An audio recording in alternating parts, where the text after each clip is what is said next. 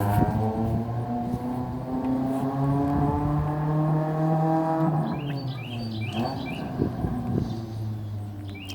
علیکم ورحمۃ اللہ وبرکاتہ تمام احباب کو بر اعظم امریکہ میری لینڈ،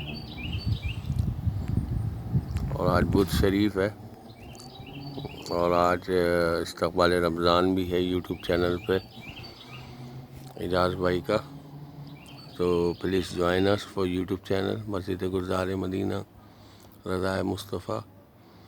اور یہ میرا پلیس ہے، پتہ نہیں نظر تو نہیں آ رہا مجھے، کچھ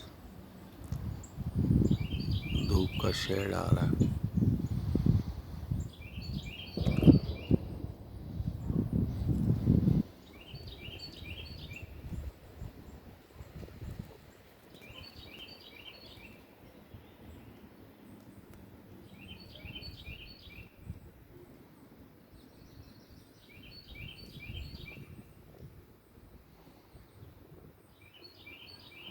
کچھ نظر آ رہا ہے کیا؟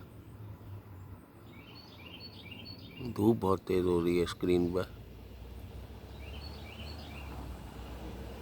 تو آج مسجد گلزار مدینہ میں جو استقبال رمضان ہے وہ یوٹیوب چینل پہ آپ لوگوں کو لنکس جو ہے میں نے تمام گروپ میں شیئر کیا ہوا ہے، اور